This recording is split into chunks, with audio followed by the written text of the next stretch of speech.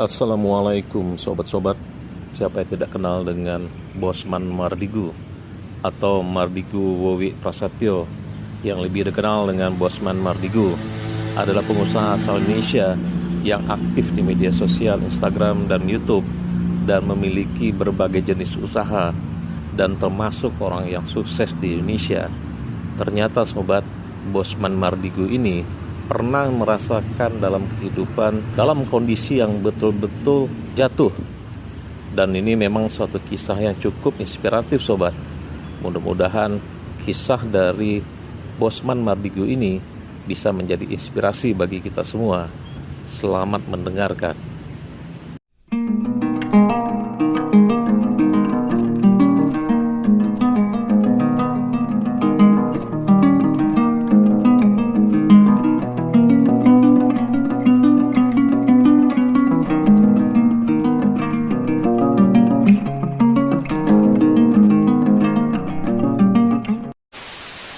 Dulu, kehidupan saya mengalami goncangan yang amat sangat. Ini bukan pertama kali, melainkan kedua kalinya saya terpuruk. Tapi yang kedua ini sangat dahsyat. Seluruh harta saya hilang dan hutang saya menumpuk. Ketika itu saya masih memiliki beragam bisnis, tetapi dalam masa hampir bersamaan, shit happen alias kesialan beruntun terjadi dalam kehidupan saya. Money changer saya kecurian hingga 2 kali dalam 3 bulan. Kapal, barge yang saya bertransaksi untuk mengirim barang ke Kelian Equatorial Mining di Kalimantan Timur karam. Asuransi tidak membayarnya.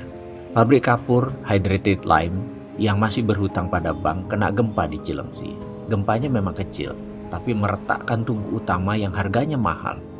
Traktor di kuari kapur meluncur tak terkendali menabrak silo pabrik. Asuransi juga tidak menggantinya.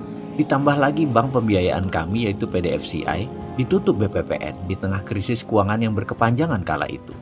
Harga bahan baku mendadak naik 200% yaitu harga gas. Perusahaan saya pun terpaksa file for bankruptcy. Semua musibah ini terjadi dalam kurun waktu 2 tahun yaitu tahun 1999 dan 2001. Kerugian tak tanggung-tanggung. Mobil hilang semua, rumah 3 hilang semua, masih berhutang 9 digit lagi. Setiap saat, setiap hari emosi saya memuncak. Makan keluarga, bayar sewa, uang sekolah anak membuat panik dan marah. Mau bekerja di mana? Kapan hutang terbayar? Bagaimana untuk hidup? Demikian segala hal itu berkecamuk di kepala saya. Dikejar debt collector, dikejar hukum, dikejar BPPN, dan juga dikejar teman investor yang marah dan kecewa dengan saya. Bayangkan betapa kusutnya situasi saya saat itu. Di tengah keputusasaan, siang itu saya langsung memandang langit dan bicara langsung kepada Allah Subhanahu wa Ta'ala, Tuhan yang saya percayai 100%. Saya katakan kepadanya bahwa saya putus asa dan hidup saya sudah diambang frustrasi. Saya marah sekali kepada semuanya. Saya menuduh kehidupan ini tidak adil. Saya merasa telah melaksanakan seluruh ajaran agama. Saya teringat betapa tertibnya saya puasa Senin Kemis selama 5 tahun. Saya tidak putus sholat malam. Selalu tahajud setiap malam. Jangankan peribadatan yang wajib-wajib, yang sunnah saya laksanakan semua. Hitungan zakat, hitungan sedekah, saya tidak 2,5% lagi. Saya mendirikan panti asuhan, mengelola 8 panti, menampung 400 anak yatim dalam kurun waktu 5 tahun kala itu. Itu semua saya laksanakan dengan tulus, dengan keindahan munajat. Namun, ketika kebangkrutan beruntun selama 2 tahun tanpa jeda, tanpa belas kasihan terjadi pada saya mempertanyakan, apa bukti ketaatan dengan kenyataan yang saya dapati? Jujur, saya marah kepada Tuhan. Waktu itu, saya protes, bahkan sempat muncul keraguan dalam hati saya mempertanyakan keadilan Tuhan. Saya bertanya kepadanya, mengapa musibah ini terjadi kepada saya? Apalagi yang kurang dari saya, sehingga saya pantas menerima ini semua? Mengapa rasanya hidup ini kejam dan sadis sekali? Pertanyaan-pertanyaan itu terus berputar dalam diri saya. Akhirnya saya mulai menjauh dari Tuhan. Jangankan sunnah, yang wajib pun mulai saya tinggalkan karena saya meragukan semua tentang ajaran kebenaran agama saya. Saya bertanya namun tidak ada jawaban. Saya kesal, saya murka. Permasalahan ekonomi ini akhirnya berimbas pada rumah tangga dan pernikahan pertama saya waktu itu. Istri saya kembali ke rumah mertua. Kemudian saat itu anak saya yang tertua demam, panasnya 39 derajat Celcius dan sudah tidak gerak banyak. Adiknya pun mengalami hal yang sama. Mereka masih balita baru berumur 4 tahun dan 2 tahun. Listrik di rumah padam. PLN tidak mampu bayar. Tidak ada makanan, tidak ada uang di tangan. Dan setiap saat ada telepon isinya penagih hutang-hutang saya. Saya berutang pada lebih dari 5 institusi keuangan, lebih dari 60 individu. Dari utang yang berjumlah hanya 1 juta hingga miliaran rupiah. Puncaknya, suatu hari saya ditelepon oleh seorang pemberi hutang yang mungkin sudah muak dengan saya. Dengan kasar dia bilang akan mendatangi rumah saya sore ini dan dia akan tagih dengan apapun resikonya. Kalau tidak bayar, dia akan paksa. Gaya bicaranya sudah seperti preman. Tumpah darah pun dia siap, katanya. Saya tidak ada pilihan. Hanya bisa melakukan satu hal. Saya bertahan habis-habisan, saya asah pisau.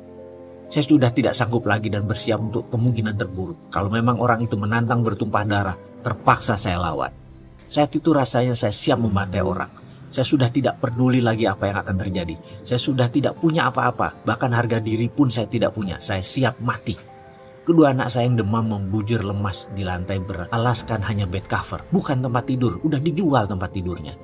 Yang satu minum dari botol air tajin, air beras. Yang satu hanya diam dengan botol air mineral yang tidak diminumnya.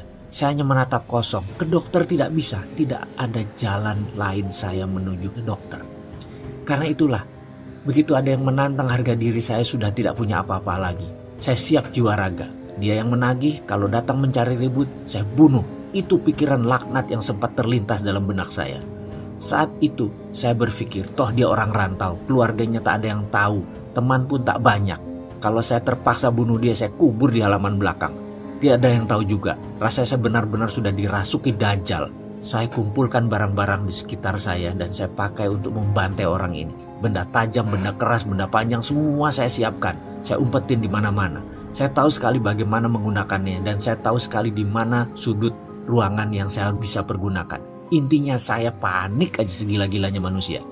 Tiba-tiba kering, kering. Telepon rumah yang diblokir hanya bisa menerima panggilan berdering. Sementara saya hanya bisa melamun dengan kegamangan. Hingga dering kesekian saya baru tersadar. Mungkin ini si penagih utang itu lagi, pikir saya. Dengan gusar saya pun angkat telepon. Halo, demikian saya berkata dengan kasar. Di seberang sana ada suara lembut menjawab. Assalamualaikum mas. Saya mengenali sekali suara ini adalah suara Pak Ali, pimpinan Yayasan Husnul Khotimah yang kemudian dikenal dengan Rumah Yatim Indonesia, panti asuhan yang kami bangun bersama. Saya pun terhenyak dan menjawab dengan nada lemas. Waalaikumsalam Pak Ali. Kemudian dia melanjutkan, mas, saya telepon 3 kali kok nggak diangkat, lagi sibuk ya, kata Pak Ali dengan logat lamongannya yang khas. Maaf Pak Ali, saya sedang ada kesibukan, apa kabar? Sahut saya dengan mengatur nafas, menahan emosi. Mas, dengar-dengar sedang ada masalah ya, istri pergi, anak sakit, rumah dan isinya sudah dijual semua, listrik putus, apa benar mas? Tanyanya dengan serius. Dengan berat hati saya menjawab, iya benar Pak Ali. Mbok, kalau ada masalah begini saya diceritakan mas, kata Pak Ali kemudian. Saya tertegun mendengar kalimatnya. Kemudian dia melanjutkan, mas, walaupun kita miskin, yayasan kita ada pegang uang dikit. Kalau mas butuh nih ada 3 juta, pakai aja dulu mas. Mas berhak kok. Sudah 5 tahun mas membangun yayasan ini. Kalau ada masalah seperti ini, mas punya hak untuk memakai dan meminjam. Saya ke rumah ya sekarang, terus bawa anak-anak ke dokter. Saya yang antar. Nyes. Rasanya saat itu bara di hati saya seakan tersirap satu ember es batu. Saya tertegun, terduduk, dan menangis terseduh. Saya tidak kuasa menahan getaran di dada. Rasa haru, rasa malu, ada rasa senang, kesal, semua jadi satu. Dengkul saya keduanya di lantai, tangan saya masih memegang kelewang, pedang pendek. Sesaat kemudian saya buang jauh, yang ada hanya diri saya tersungkur bersujud. Saya salah ya Allah, saya salah. Batin saya memohon tobat. Saya tersungkur di sajadah tua, yang tepat ada di samping saya. Tak lama kemudian selagi saya terduduk menatap langit di bawah pohon kelapa di teras belakang rumah, terdengar suara bariton mengucapkan salam. Assalamualaikum, sapanya. Saya pikir Pak Ali, rupanya bukan. Dia rupanya tadi orang yang menagih hutang dan menantang saya pun menjawab, waalaikumsalam. Begini Pak, utang Bapak 10 juta, apa bisa saya ambil sekarang? Saya hanya berkata, anak saya sakit, saya perlu uang untuk biaya anak saya, sebentar lagi ada uang 3 juta datang, terserah mas, mau ambil berapa mas atur. Kalimat itu mengalir tanpa saya rancang, marah saya sudah hilang, saya pasrah saja. Oh begitu Pak, katanya dengan nada datar. Anak Bapak sakit dua-duanya, yang berbaring di dalam itu ya, katanya sambil menengokkan kepala ke arah ruang tengah. Iya, saya jawab singkat. Oh maaf kalau gitu, saya nggak tahu Pak kalau Bapak anaknya sakit, sebaiknya Bapak urus mereka. Uang saya gampang, saya pamit dulu deh. Besok kabari saya Pak, urusan utang gampang, yang penting keluarga dulu. Begitu katanya tanpa basa-basi dan tanpa diduga-duga. Dia pun pamit pergi dan saya masih di posisi kebingungan, lunglai di ujung bangku di bawah pohon. Tubuh saya berkeringat. Saya memaksa diri untuk bangun dan mengikuti dirinya dari belakang sambil memanggilnya. Mas, saya pasti bayar utang saya hanya butuh waktu. Maafkan saya ya mas kalau saya kasar dan panik, itu kata saya. Ketika dia berbalik badan, saya julurkan tangan saya yang kemudian dia sambut dengan jabatan erat dan senyum di bibirnya. Dia berkata, iya pak, saya juga minta maaf. Saya salah mas, kata saya. Saya berutang tapi tidak berkemampuan. Saya janji mas, saya bayar. Tak lama setelah dia pergi, datang Pak Ali dengan kijang tuanya. Tanpa basa-basi langsung saya peluk dia. Pak Ali, sukron, terima kasih, itu kata saya. Ayo ke dokter mas, aku bawa Fatur, mas gendong Aska, ajaknya singkat. Setelah 2 tahun dihajar musibah yang merusak keyakinan saya, akhirnya saat itu saya menyadari satu hal. Semua masalah yang saya alami berasal dari diri saya. Hal lain di luar diri saya hanyalah pelengkap. Saya langsung berdoa, maafkan saya ya Allah, ampuni saya. Engkau begitu mulia dan saya selama ini salah memandang. Saya sadar bahwa saya sendirilah yang harus bertanggung jawab dan menyelesaikan semua ini. Sayalah yang incar sepenuhnya. Maafkan saya yang telah melakukan kekuasaan-Mu ya Allah. Saya memilih berdamai dengan Allah. Saya memilih memulai sesuatu dengan kesadaran penuh untuk mengubah nasib saya. Menulis ulang sejarah hidup saya. Saya mendapatkan semacam pemahaman baru bahwa cara berpikir selama ini tidak bekerja dengan benar. Buktinya saya rugi. Buktinya saya bangkrut. Buktinya semua orang menjauh. Akhirnya saya harus merubah cara pikir saya. Itu ada dalam benak saya. Saya harus berubah. Saya harus kemana dan bagaimana saya mengubahnya? Itu pertanyaannya. Berkali-kali saya bertanya dalam diri saya. Tak lama setelah menjual rumah, saya pindah ke rumah kontrakan yang sepi. Suatu sore, tetangga rumah kontrakan saya pulang kantor. Kaca mobilnya terbuka separuh. Dia rupanya ingin membuang sesuatu, mungkin sampah. Agaknya dia tidak melihat saya berdiri di sisi jalan tersebut. Mungkin karena maghrib pencahayaannya mulai samar. Mungkin juga dia tidak fokus karena mengumpulkan barang yang akan dibuang. Bruk, tiba-tiba segumpal kertas jatuh tepat di kaki saya. Entah mengapa saya tergerak memungutnya dengan tulisan yang berwarna merah mengkilat. Setelah saya membuka lipatannya, saya membaca kertas tersebut, ternyata brosur Millionaire Mindset Training di Australia. Saya merasa aneh dan terkejut. Inikah jawaban doa yang saya panjat? Saya berdiri termenung. Rupanya tetangga saya tadi baru sadar bahwa sampah yang dibuang tadi jatuh di depan saya. Dia pun menghampiri saya. Mas, maaf sekali, saya nggak lihat, katanya kikuk. Loh, nggak apa-apa, aku kan hanya ngelamun. Nggak ngeh, aku baru ngeh pas ngeliat brosur itu, kata saya basa-basi sambil menunjukkan lembaran tersebut. Iya, tadi saya dari kantor, tapi sepertinya nggak mungkin saya ke sana. Bukannya nggak butuh jadi orang kaya, tapi harganya itu loh. Seminggu di sana 30 juta, mending buat modal, katanya mengurai. Saya hanya mengangguk-mengangguk sambil tersenyum. Saya pamit Pak Sarif, kata saya. Iya Pak, maaf ya, tadi benar-benar nggak sengaja, katanya. Sungguh-sungguh. Nggak apa-apa bos, santai aja, jawab saya kemudian. Setelah itu, saya langsung sibuk berpikir, di mana saya cari uang 30 juta? Belum lagi uang untuk sanggup keluarga di rumah sementara saya pergi. Yang jelas saya sudah tekad untuk berubah. Saya bertekad untuk berubah dan melihat ini sebagai solusinya. Saya percaya itu. Singkat cerita, harta terakhir saya yaitu motor Tiger, mesin jahit, dan beberapa barang keluarga saya jual. Saya nekat terbang ke negeri Kangguru. Saya menginginkan ilmu tersebut. Saya pun berangkat untuk mengikuti Millionaire Mindset Training di sana dengan harapan bisa menerapkan untuk memperbaiki kondisi hidup saya. Kira-kira sebulan setelah kembali dari pelatihan selama 7 hari tersebut, ternyata tidak ada perubahan apa-apa dalam perjalanan kehidupan saya. Saya masih menganggap bahwa apa yang saya pelajari itu aneh dan gak kena di logika. Mek ngono tok, apa iyo? Itu saya berkali-kali bilang, masa begitu sih? Emang gitu? Itu saya selalu membatin. Memang benar, saya meragukan dan saya menganalisa, mencoba mengurai maksud dari pelatihan tersebut. Tapi saya lelah, keadaan saya begitu-begitu saja. Saya belum bisa dapat uang lagi, saya belum bisa melunasi tunggakan hutang. Saya belum bisa merubah nasib saya. Apakah saya harus belajar lagi? Saya mencoba mengingat mundur pengalaman hidup saya. Semua itu terjadi di usia 28 tahun. Benar, saya merasa seakan berjalan di jalan bebas hambatan. Semua mudah, semua gampang. Pada saat itu saya bahkan menggampangi proses. Namun saat ini justru proseslah merupakan hal yang paling saya hormati. Barulah sejak di usia 28 tahunan kehidupan saya mengalami pasang surut yang luar biasa. Baik dari masalah pribadi, masalah spiritual, ketuhanan, masalah rumah tangga, masalah parenting, masalah keuangan. Dikala saya berpikir laut itu berair tenang, saya memilih mengangkat jangkar dan mengembangkan layar ke sebuah tujuan yang pasti, yaitu ingin sukses. Dengan tujuan yang hanya satu arah, yaitu ke depan. Sebuah kesombongan yang saya bayar sangat mahal, sangat melelahkan, penuh duka, air mata, dan keringat. Ternyata laut di depan tidak semanis gelombang di pantai. Di dalam perjalanan ombak besar, angin kencang, bahan bakar kurang, sumber daya terbatas. Satu hal yang saya lupa, saya tidak bawa kompas penunjuk arah. Dalam artian, Saya mengarungi samudra tanpa ilmu, tanpa petunjuk, tanpa pembimbing. Mentang-mentang saya punya glory from the past, kisah sukses masa lalu. Saya merasa bisa melakukan apapun. Bayangin, di usia 26 tahun saya menjadi milioner. Milian-milian uang ada di kantor saya.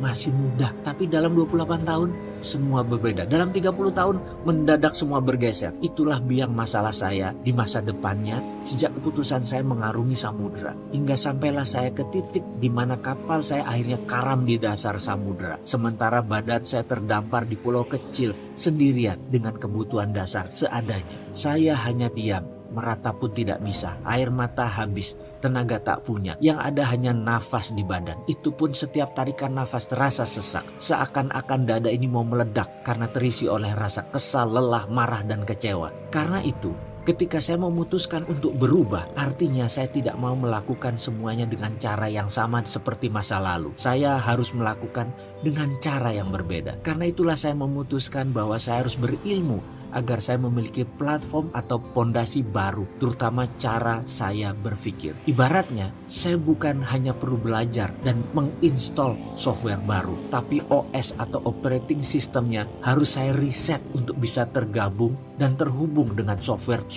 tersebut. Sederhananya begini, jika otak kita yang berkemampuan maha dahsyat ini adalah hardware pemberian Tuhan, softwarenya kita sendiri yang pasang. Sebut saja software sukses, software sehat, software bahagia, itu semua manusia yang install. Jadi hardwarenya memang pemberian Tuhan, tapi softwarenya manusia yang pasang. Mungkin banyak sahabat yang menonton video ini akan berkerut kening ketika saya membawa hal seperti ini, tapi coba saya berikan ilustrasi. Seorang anak yang hidupnya dikritik, dimarahi, ditekan, dipaksa, diharuskan, dibatasi, dilarang, dimaki, dan dihina akan membuat dirinya tumbuh sebagai pribadi yang peragu, pemarah, dan pendendam. Bandingkan dengan anak yang tumbuh dengan didorong, dipuji, disayangi, diperhatikan, didukung, dan dikelilingi suasana penuh canda tawa, sang anak akan memiliki platform hidup lebih ringan, lebih fun, banyak senyum, dan vibrasi dirinya disukai orang. Yang saya maksud di sini adalah software seseorang diinstal oleh orang tuanya, oleh lingkungan sekitarnya, dan tentu saja software yang buruk bisa diganti, diubah, bahkan dibuang bila kita mau. Sesuatu yang dipasang umumnya bisa dilepas. Setuju bukan? Bukan sesuatu yang permanen, karena itu kita yang masang, kita bisa lepas juga. Teman-teman dari bidang aplikasi psikologi mungkin mengenal ini dengan sesi terapeutik dalam dunianya. Ketika mencari kompas ilmu pengetahuan dan pola pikir, itulah saya baru sadar. Selama ini saya menerima hasil sebuah printer yang isinya salah. Lalu saya mati-matian mentipek, menghapus tulisan dalam kertas tersebut. Begitu seterusnya. Saya tidak sadar bahwa yang saya harus rubah adalah justru bukan dokumen yang diprint, tetapi bukan juga printernya, melainkan data di dalam komputernya. Kalau isi komputernya sudah benar, baik itu softwarenya maupun datanya, hasil yang diprintnya pasti tidak salah, pasti benar.